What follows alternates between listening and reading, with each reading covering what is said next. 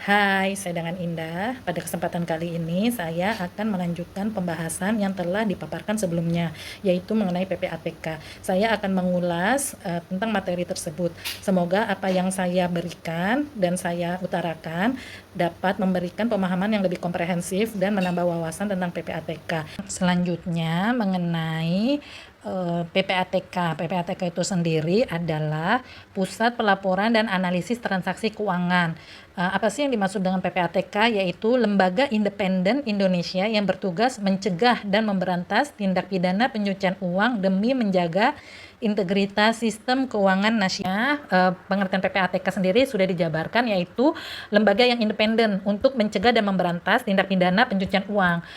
Kenapa dia dibilang independen? Karena bersifat bebas dari campur tangan pihak manapun, walaupun tanggung jawabnya langsung kepada presiden. Nah, kedudukan dari PPATK tersendiri itu ada di ibu kota negara, yaitu di Jakarta. Di PPATK itu dikenal secara internasional itu dengan sebutan INTRAC, yaitu Indonesian Financial Transaction Reports and Analysis Center. Tentang latar belakang pembentukan dari PPATK. Latar belakangnya terbentuk itu adanya dampak pencucian uang, yaitu ada kejahatan lintas negara, transactional crime. Dampak dari pencucian uang itu yaitu mengganggu stabilitas ekonomi ya, yang pertama. Yang kedua, merusak sistem keuangan. Terus selanjutnya mendukung kejahatan terorganisir. Di sini dengan ada pencucian uang juga bisa mendanai tindak pidana lain termasuk terorisme. Jadi PPATK itu hadir karena adanya dampak-dampak tersebut. Dari latar belakang tersebut, maka timbullah tujuan pembentukannya. Nah, tujuan pembentukan dari PPATK yaitu mencegah tindak pidana pencucian uang dan menjaga integritas sistem keuangan nasional. Sebelum kita membahas lebih dalam tentang PPATK, ada baiknya kita belajar dulu nih sejarah berdirinya PPATK. Sebelumnya, analisis transaksi mencurigakan dilakukan oleh UKIP BI, Unit Khusus Investigasi Perbankan Bank Indonesia. Pada tahun 2022, tepatnya di 17 April, PPATK dibentuk melalui Undang-Undang Nomor 15 Tahun 2002 tentang TPPU, Tindak Pidana Pencucian Uang. Di tahun berikutnya, 18 Oktober 2003, PPATK mulai beroperasi secara penuh sebagai lembaga independen yang bertanggung jawab kepada Presiden. Pada perkembangannya, dasar hukum PPATK terus mengalami perubahan dan penguatan seiring berkembangnya tindak pidana keuangan. Pertama, Undang-Undang Nomor 15 Tahun 2002 tentang tindak pidana pencucian uang yang menjadi dasar awal pembentukan PPATK. Kedua, Undang-Undang Nomor 25 Tahun 2003 sebagai perubahan untuk memperkuat kerangka hukum yang telah ada. Selanjutnya, Undang-Undang Nomor 8 Tahun 2010 menjadi regulasi utama yang mengatur pencegahan dan pemberantasan tindak pidana pencucian uang serta memperjelas tugas dan kewenangan PPATK. Kemudian, Undang-Undang Nomor 9 Tahun 2013 mengatur pencegahan dan pemberantasan pendanaan terorisme. Selain itu, terdapat Peraturan Presiden Nomor 50 Tahun 2011 yang mengatur lebih lanjut mengenai PPATK. Setelah memahami perkembangan dasar hukum PPATK sebagai landasan pelaksanaan tugasnya, selanjutnya perlu dipahami bagaimana struktur organisasi PPATK dibentuk untuk menjalankan fungsi tersebut secara efektif. Struktur organisasi PPATK terdiri dari beberapa unsur yang saling mendukung pelaksanaan tugas lembaga. Pada tingkat pertama, terdapat kepala sebagai pimpinan utama. Tingkat kedua yaitu wakil kepala yang membantu pelaksanaan tugas pimpinan. Selanjutnya, terdapat jabatan struktural yang berperan dalam pengelolaan organisasi. Kemudian terdapat jabatan fungsional yang mendukung pelaksanaan tugas berdasarkan keahlian dan kompetensi tertentu. Setelah memahami struktur organisasi dari PPATK, selanjutnya penting untuk mengetahui kedudukan PPATK dalam sistem hukum Indonesia. Dalam sistem hukum Indonesia, PPATK bukan merupakan lembaga penyidik, penuntut maupun lembaga peradilan. PPATK berfungsi sebagai Financial Intelligence Unit atau FIU, yaitu unit intelijen keuangan yang bertugas mengumpulkan, menganalisis, dan menyampaikan informasi terkait transaksi keuangan yang mencurigakan. Dalam menjalankan fungsinya, PPATK bekerja sama dengan berbagai lembaga seperti kepolisian, kejaksaan, KPK, BNN, Direktorat Jenderal Pajak, serta lembaga terkait lainnya. Setelah memahami kedudukan PPATK dalam sistem hukum Indonesia, selanjutnya perlu diketahui tugas utama yang dimiliki oleh PPATK. Berdasarkan pasal 39 Undang-Undang Nomor 8 Tahun 2010, PPATK memiliki dua tugas utama dalam mencegah dan memberantas tindak pidana pencucian uang. Pertama, mencegah tindak pidana pencucian uang melalui pengelolaan data dan informasi, pengawasan terhadap pihak pelapor, serta analisis transaksi keuangan yang mencurigakan. Kedua, memberantas tindak pidana pencucian uang dengan berkoordinasi dan bekerjasama dengan berbagai lembaga terkait, seperti kepolisian, kejaksaan, KPK, BNN, dan Direktorat Jenderal Pajak. Setelah mengetahui tugas utama dari PPATK, selanjutnya perlu dipahami fungsi yang dijalankan oleh PPATK dalam mendukung pelaksanaan tugas tersebut. Berdasarkan pasal 40 Undang-Undang Nomor 8 Tahun 2010, PPATK memiliki beberapa fungsi utama. Pertama, fungsi pencegahan dan pemberantasan tindak pidana pencucian uang melalui berbagai upaya yang menekan terjadinya tindak pidana tersebut. Kedua, fungsi pengelolaan data dan informasi berupa pengumpulan serta pengelolaan data transaksi keuangan dari pihak pelapor. Ketiga, fungsi pengawasan kepatuhan terhadap pihak pelapor agar memenuhi kewajiban pelaporan transaksi keuangan. Dan keempat, fungsi analisis transaksi keuangan untuk mengidentifikasi adanya transaksi yang mencurigakan. Setelah memahami fungsi PPATK, selanjutnya perlu diketahui pula kewenangan PPATK dalam upaya pencegahan tindak pidana pencucian uang. Berdasarkan pasal 41 Undang-Undang Nomor 8 Tahun 2010, PPATK memiliki beberapa kewenangan untuk mendukung pelaksanaan tugas dan fungsinya. Pertama, PPATK berwenang meminta data dan informasi dari pihak terkait guna mendukung analisis transaksi keuangan. Kedua, PPATK menetapkan pedoman mengenai transaksi mencurigakan yang wajib dilaporkan oleh pihak pelapor. Ketiga, PPATK melakukan koordinasi dengan berbagai pihak serta memberikan rekomendasi kepada pemerintah. Keempat, PPATK juga mewakili Indonesia dalam forum internasional yang berkaitan dengan pencegahan dan pemberantasan tindak pidana pencucian uang. Selain itu, PPATK melaksanakan pendidikan dan sosialisasi kepada masyarakat serta pihak pelapor mengenai tindak pidana pencucian uang. Setelah memahami kewenangan PPATK dalam upaya pencegahan, selanjutnya perlu diketahui kewenangan PPATK lainnya dalam pengawasan dan pengelolaan data keuangan. Berdasarkan pasal 42 hingga pasal 43 Undang-Undang Nomor 8 Tahun 2010, PPATK memiliki kewenangan yang luas dalam mengawasi dan mengelola data keuangan guna mencegah tindak pidana pencucian uang.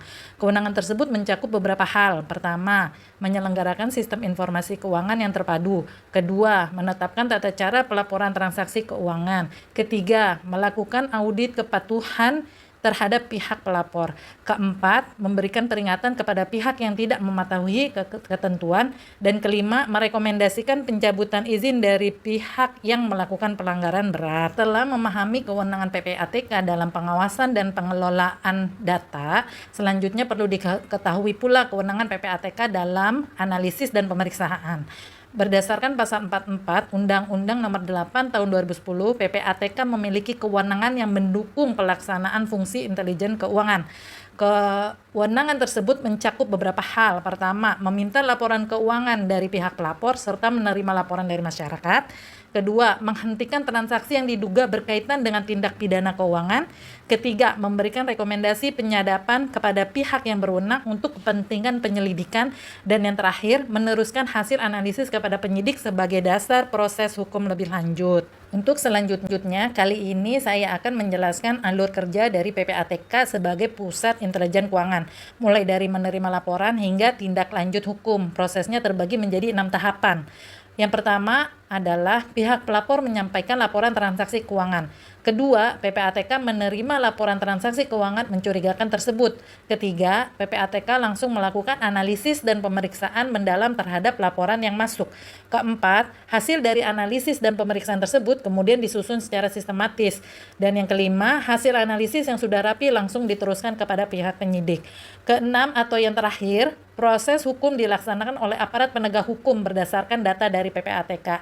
Dari kesemuanya ini, kesimpulannya adalah PPATK berperan penting sebagai jembatan intelijen keuangan yang menghubungkan pihak pelapor dengan penegak hukum demi memberantas tindak pidana keuangan. Setelah memahami alur dari PPATK, selanjutnya perlu diketahui jenis transaksi yang menjadi fokus pelaporan kepada PPATK.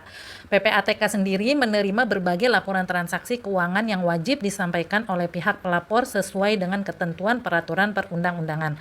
Terdapat beberapa jenis transaksi utama. Yang pertama, transaksi keuangan mencurigakan, yaitu transaksi yang tidak wajar, tidak sesuai dengan profil nasabah, atau diduga berkaitan dengan tindak pidana.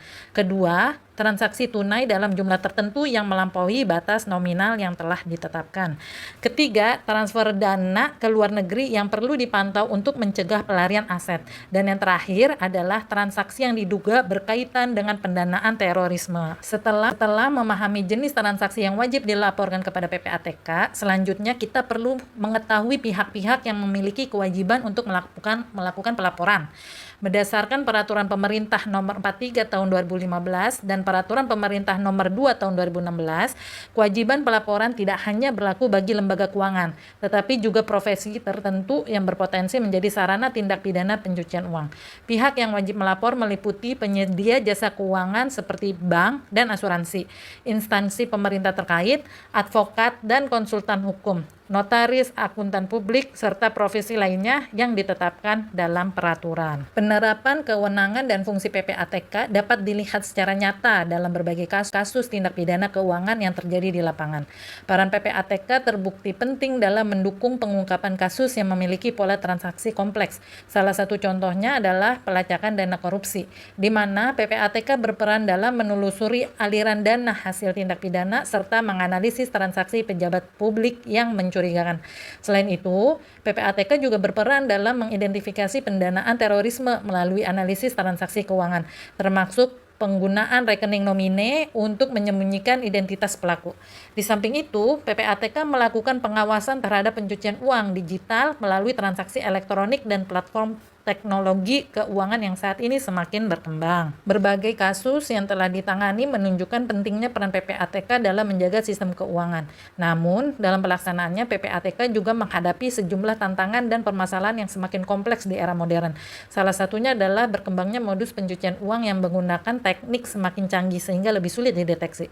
Selain itu, perkembangan teknologi finansial dan mata uang kripto juga menciptakan tantangan baru dalam proses pengawasan. Penggunaan rekening pihak ketiga juga sering dimanfaatkan untuk menyembunyikan identitas pelaku pencucian uang. Di sisi lain, koordinasi antar lembaga seperti PPATK, kepolisian, kejaksaan, dan lembaga terkait lainnya masih memerlukan sinergi yang lebih kuat. Tidak kalah penting dari itu semua, isu kerahasiaan data juga menjadi perhatian karena perlu adanya keseimbangan antara pengawasan dan perlindungan privasi nasabah. Berbagai tantangan yang dihadapi tersebut juga memunculkan sejumlah pandangan kritis terhadap keberadaan dan peran PPATK sebagai lembaga intelijen keuangan.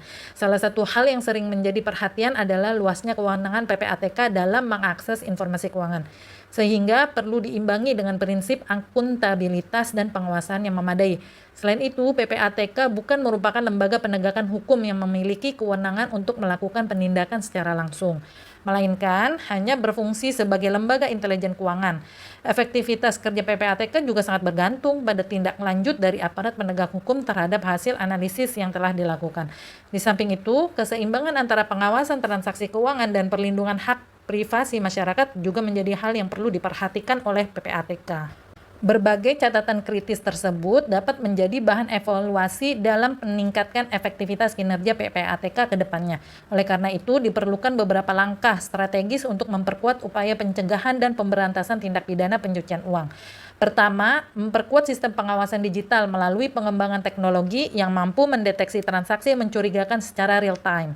Kedua, meningkatkan koordinasi antar lembaga melalui penguatan sinergi antara PPATK, kepolisian, kejaksaan, dan instansi terkait lainnya. Ketiga, mempercepat regulasi aset recovery agar proses pemulihan aset hasil kejahatan dapat berjalan lebih efektif.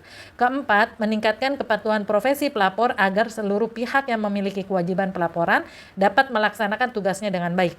Dan yang terakhir, memperkuat literasi anti pencucian uang guna meningkatkan pemahaman masyarakat serta pelaku usaha mengenai bahaya dan berbagai modus pencucian uang. Berbagai rekomendasi tersebut menunjukkan bahwa efektivitas pencegahan dan pemberantasan tindak pidana pencucian uang memerlukan sistem yang kuat dan dukungan dari berbagai pihak. Sebagai penutup, dapat disimpulkan bahwa PPATK memiliki peran yang sangat strategis dalam ekosistem pencegahan dan pemberantasan tindak pidana pencucian uang di Indonesia melalui fungsi intelijen keuangan yang dijalankannya. Keberadaan PPATK juga berkontribusi dalam menjaga stabilitas sistem keuangan nasional sekaligus memperkuat penegakan hukum di bidang keuangan. Namun, keberhasilan pelaksanaan tugas tersebut sangat bergantung pada koordinasi dan kerjasama yang optimal antar lembaga. Selain itu, pelaksanaan seluruh kewenangan dan kewajiban PPATK didasarkan pada landasan hukum utama, yaitu Undang-Undang Nomor 8 Tahun 2010, Peraturan Pemerintah Nomor 43 Tahun 2015, dan Peraturan Pemerintah Nomor 2 Tahun 2016. Demikian pembahasan yang telah saya sampaikan, semoga bermanfaat. Terima kasih.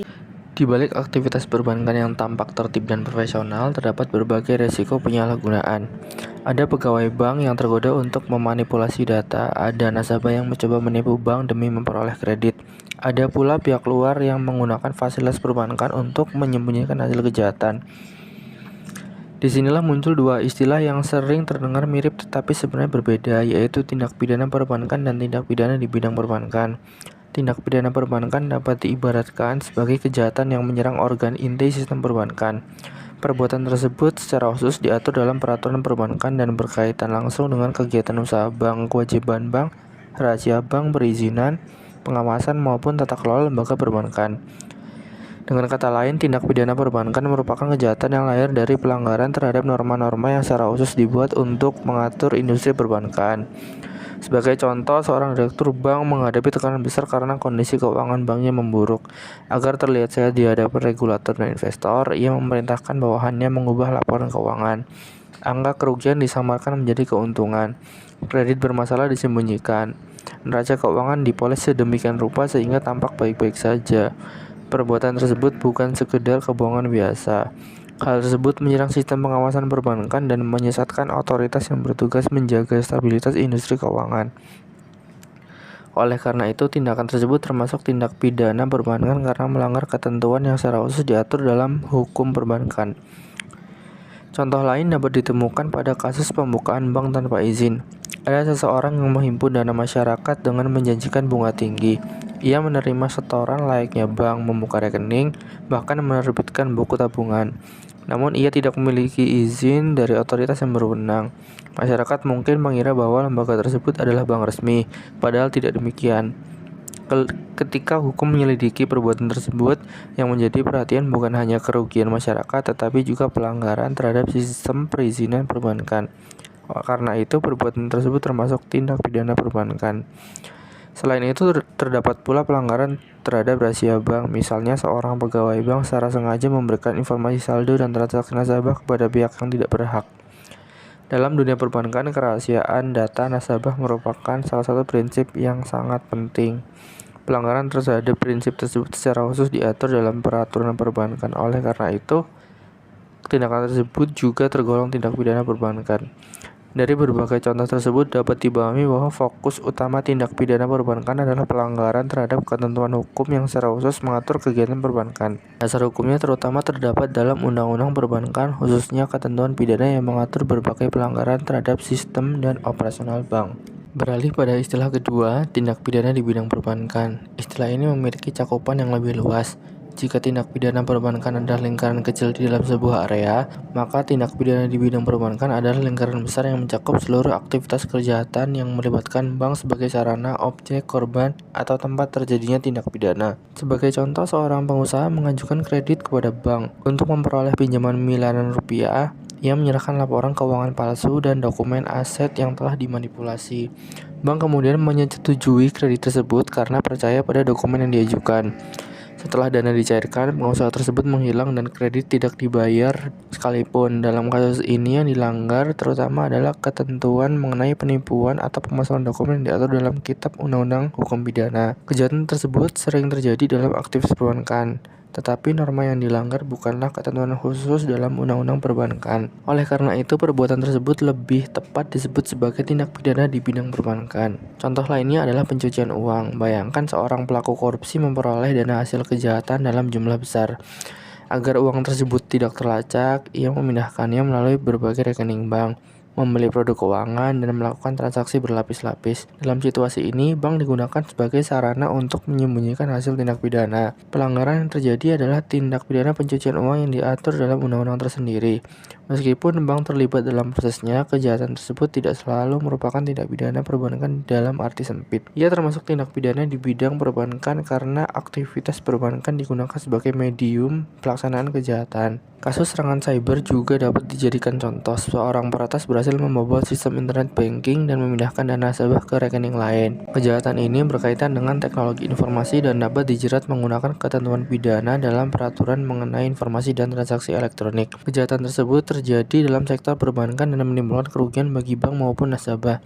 Tetapi unsur utama pelanggarannya bukan berasal dari undang-undang perbankan. Oleh sebab itu, ia termasuk tindak pidana di bidang perbankan. Begitu pula ketika seorang nasabah memasukkan identitas untuk membuka rekening guna melakukan penipuan online. Rekening bank digunakan sebagai alat untuk menampung hasil kejahatan. Aktivitas tersebut jelas berkaitan dengan dunia perbankan, namun inti pelanggarannya terletak pada penipuan dan pemalsuan identitas. Oleh karena itu, kasus tersebut termasuk tindak pidana di bidang perbankan. Dari sini terlihat perbedaan yang cukup jelas. Tindak pidana perbankan berfokus pada pelanggaran terhadap aturan khusus yang mengatur penyelenggaraan perbankan. Pelaku biasa adalah pihak yang menggunakan dan memiliki hubungan langsung dengan operasional bank, seperti pengurus, pegawai, pemegang saham, atau pihak lain yang melanggar kewajiban yang secara spesifik ditetapkan dalam hukum perbankan. Sebaliknya, tindak pidana di bidang perbankan mencakup seluruh tindak pidana yang berkaitan dengan aktivitas perbankan, baik bank sebagai korban, sebagai sarana, maupun sebagai objek kejahatan, meskipun aturan yang dilanggar berasal dari undang-undang lain. Apabila digambarkan secara sederhana, tindak pidana perbankan adalah kejahatan terhadap aturan bank, sedangkan tindak pidana di bidang perbankan adalah kejahatan yang melibatkan bank. Semua tindak pidana perbankan pada dasarnya termasuk tindak pidana di bidang perbankan, tetapi tidak semua tindak pidana di bidang perbankan merupakan tindak pidana perbankan. Sekian atas pemaparan dan penjelasan kelompok kami tentang tindak pidana perbankan dan tindak pidana di bidang perbankan. Terima kasih.